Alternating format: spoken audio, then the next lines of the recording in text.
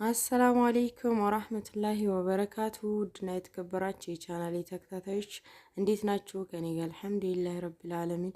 ዛሬ እንግዲህ የዛሬ ውሎዬን ይዤላችሁ መጥቻለሁኝ ማለት ነው። ኢትዮጵያ ከመጣችሁ በኋላ ምን እንደሚያስቸግራችሁ ምን ደግሞ እንደሚቀላችሁ የማሳያችሁ ይሆናል ማለት ነው። በዚህ ቪዲዮ እስከ መጨረሻው ተከታተሉት። ላይክ፣ ሼር፣ ሰብስክራይብ ማድረጋችሁን እንዳትረሱ። እዚህ ጋር ያው ምስር እየለቀምኩኝ ነው። በነገራችን ላይ ምስር መልቀሚያ ማግኔት መጥቷል ብያቸዋለሁ። ከዚህ በፊት ነግሬያቸዋለሁኝ።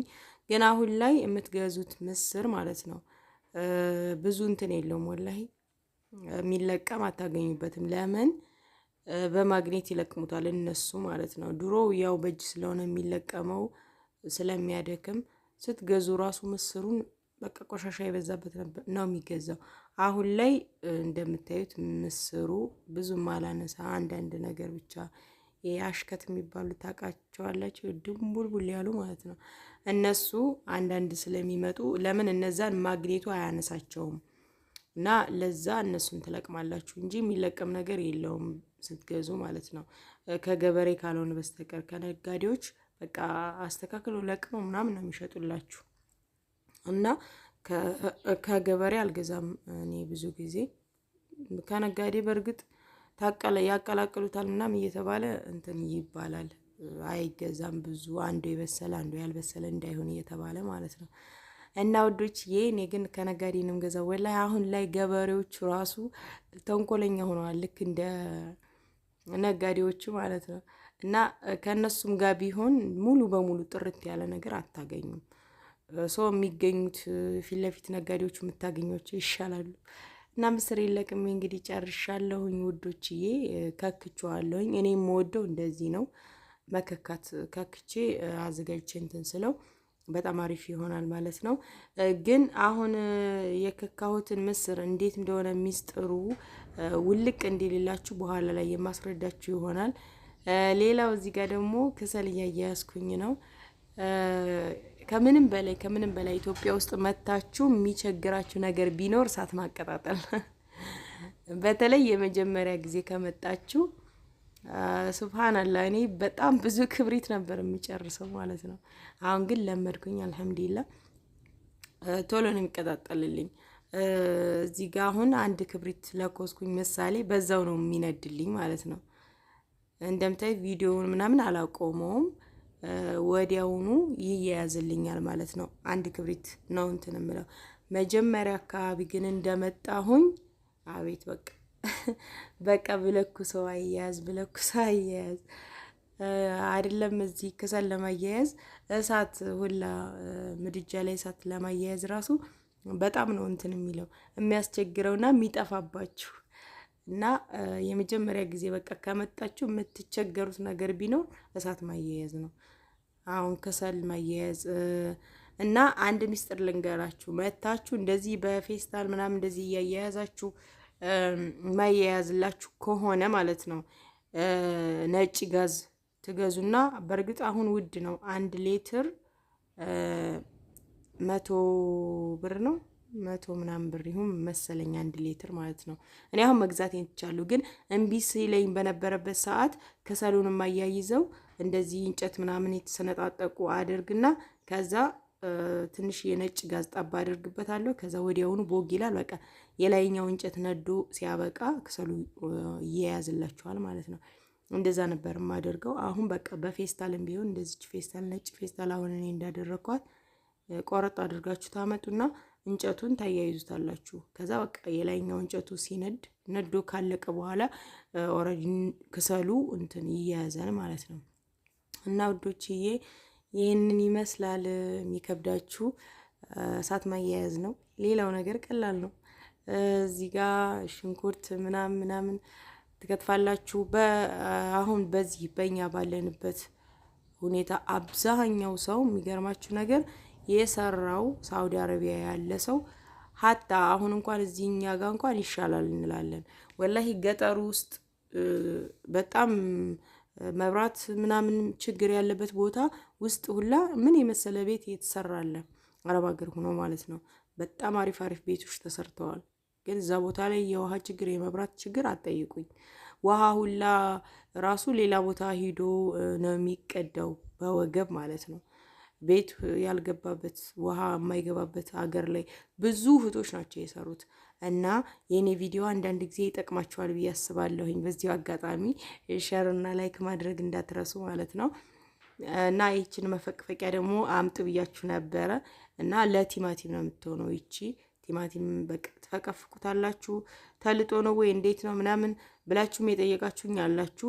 በጣም እንደምታዩት በቃ ልክ በማሽን እንደተፈጨ የላመ ነው የሚሆነው።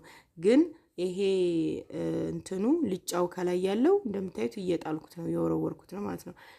በቃ እንትን እስከሚያልቅ ድረስ እንትን ትሉታላችሁ፣ ትፈቀፍቁታላችሁ። አለቀ በቃ። እና እንደዛ ያደርግላችኋል። ቲማቲሙን ማሽን አያስፈልጋችሁም። ሽንኩርቴን ያው እንግዲህ በእጄ ነው የከተፍኩት ያለዛች ለትንሽ ይዋ ምስር ስለሆነ እቺን ከትፍ ያለውኝና እያቁላላው ነው። ልጅም በእኔ መሀል እየመጣ ያቁላላል። አይ ልጆች ወላሂ እሳት ከምንም በላይ ለልጆች መጠንቀቅ አለብን። እኔ እንጃ ብቻ አላህ ሲጠብቅ ነው የሚባለው።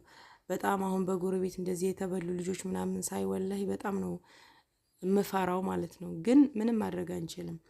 አላህ ይጠብቃቸው ነው የሚባለው እንጂ ከእሳት ምንም ልጆችን ማዳን አትችሉም። በቃ ወላሂ እናንተ ጋር እንትን ባይሉ ራሱ ሌላ ሰው ቤት ሂደው የተጣደ ነገር ምናምን መነካካታቸው አይቀርምና እንትን ይላሉ፣ ይቃጠላሉ። እና አላህ ይጠብቃቸው። ልጄም እንግዲህ አይርቅም፣ አላህ ይጠብቀው። እኔም የተቻለኝን እየተጠነቀቅኩ ነው። በቃ ብቆረጥጠውም አይሰማም፣ ብጮህበትም አይሰማም፣ ተው ብለውም አይሰማም። በቃ እንደምታዩት ይኸው ካላማሰልኩኝ በቃ እኔ ላቁላለው ነው የሚለው። በአንድ እግር ትልቅ ቢሆን እንካ አንተ ስራው ነበር የምለው ግልግል። ከዛ በኋላ በቃ እሺ አይልም። እና ብዙ ቦታ ነው ልጆች እንደዚህ የሚያስቸግሩት ወላሂ። አሁን በቅርብ እንደውም ከረመዳን በፊት ይሁን አካባቢ ወላሂ ወደ እዛ ወደ ሊብሶ አካባቢ የሆነ የ2 ዓመት ልጅ ሞቷል። ይሄ የኔ ልጅ የሚያክል ማለት ነው። እሱም የሞተው ምንድነው የፈላ ምስር ነገር ጥዳ ይሁን እንደዛ ከክሰል ላይ ሆኖ በረንዳ ላይ አድርጋ ከዛ ተገልብጦ ነው የበላው ማለት ነው። ያው በቅንጭላቱ ስለፈሰሰበት ውሃውን በጣም ስለፈላ በቃ ያ ልጅ ሞተ ማለት ነው።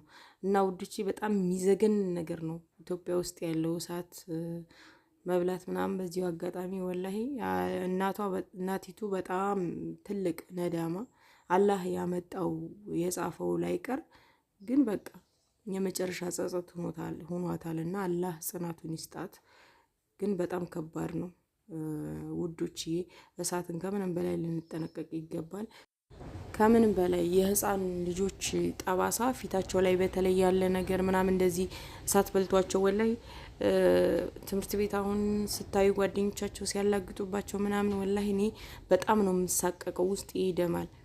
ይሄ ያኔ አላህ ይጠብቃቸዋል። ግን ከዛ በታች ደግሞ እኛ ስንጠነቀቅ በጣም ጥሩ ነው። አላህም ሰበቡን ካደረስ እነሱ ይጠብቃቸዋል። እና ውዶችዬ ያስፈራኛል ይሄ ነገር። አዩ እንደምታዩት ወላሂ በቃ እሱ አማስሎ በቃ ልክ ሰው የሚያደርገውን አለ አይደለ? ወጥ ስትሰሩ የምታደርጉትን ስትቀምሱ ወጡን አማስሎ እጁ ላይ አድርጎ ይቀምሳል ወጡን ማለት ነው። እና እንደዚህ ነው ስራው። ምን ላድርገው እስኪ እንደው ምን ትመክሩኛላችሁ? በቃ ከእኔ አይላቀቅም። ወይም መስራቱን ማቆም አለብኝ እንጂ ካልሆነ ወጥ ምናምን እንደዚህ ኩሽና መስራት ማቆም አለብኝ እንጂ እሺ አይልም። በቃ አሁን ደግሞ በቃ ወድቆ አልቅሶ እየመጣ ነው። ግን ያው ስታባብሏቸው ወዲያው ዝም ይላሉ እንጂ እና ልጆች በጣም አስቸጋሪ ናቸው ወላሂ። ለቤተሰቦቻችሁ ልጅ ልካችሁ እንዲያሳድጉላችሁ የላካችሁ ማለት ነው ምን ያክል ስቃይ ይዘው እንደሚኖሩ ወላሂ መረዳት አለባችሁ። እኔ የተረዳሁት የሚገርማችሁ ነገር እዚህ ከመጣሁኝ ነው። እና በጣም ልጆች የሚያስቸግሩት በጣም እዚህ ጋር ደግሞ ያደራ ልጅ ሲሆኑባቸው አስቡት። በቃ የራሳችሁን እንኳን እንደምንም አድርጋችሁ መታችሁም ቆንጥጣችሁም በቃ የሆነ እንትን ትላላችሁ፣ ዘና ብላችሁ ታሳድጋላችሁ። ካላህ በታች ያለውን ነገር እንትን ብላችሁ ማለት ነው። ግን ያደራ ነው ብለው ካሰቡ ደግሞ ከዛ በላይ ነው ጭንቀቱ ውዶችዬ። ብቻ አላህ ቤተሰቦቻችሁን የያዙላችሁንም አላህ ብርታቱን ይስጣቸው፣ አላህ ይጠብቃቸው። እዚህ ጋር ደግሞ ምስሩን ያው እንትን ብየዋለሁኝ፣ ከክቼ አንፍሼዋለሁኝ፣ ግን በደንብ እንትን አላለልኝም፣ አለቀቀልኝም። እንዳያችሁት አንዳንድ ጥቁር አለው ድፍን ማለት ነው። ሚስጥሩ ነግራችኋለሁ ብዬ ነበረ ቅድም። ምን ታደርጋላችሁ መሰላችሁ? ምስር እንደዚህ የተከካ ከሆነ የምትወዱት የማሽኑን በማሽን የተከካውን ምስር የማትወዱ ከሆነ ምስሩን ድፍን ትገዙና ትነክሩታላችሁ። ነክራችሁ ከዛ ይደርቃል። ከደረቀ በኋላ ወላይ ኩኩኩኩ ነው የሚለውና ሁላ ስትከኩት ውልቅ ብሎ ነው የሚሄድላችሁ። ያው እንደኔ ምስር ክክ የምትወዱ ከሆነ ማለቴ ነው። ስትሰሩትም ቶሎ ይደርሳል እና ድፍኑን ቀቅላችሁ ምናምን እንደዚህ እንትን ከምታበዙ ጣዕም ያለው ራሱ ይሄ ነው። በእጃችሁ የከካችሁት ራሳችሁ ያዘጋጃችሁት ጽድት ብሎ ጣዕሙ በጣም ነው የሚጣፍጠው። እና ይህም እንግዲህ ኢትዮጵያ ከመጣችሁ ይጠቅማችኋል ከማለት አንጻር ነው። ወጤን እየሰራው ነው። ከዚህ በኋላ እንግዲህ ለብቻ ይጨርሰዋለሁኝ። ለዛሬ ያለ ቪዲዮ ይህን ይመስላል። ላይክ፣ ሼር፣ ሰብስክራይብ ማድረጋችሁን አትርሱ። በቀጣይ ቪዲዮ ተመልሼ እስከመጣ አላህ ሰላማችሁን ያብዛው። ወሰላሙ አለይኩም ወራህመቱላሂ ወበረካቱ።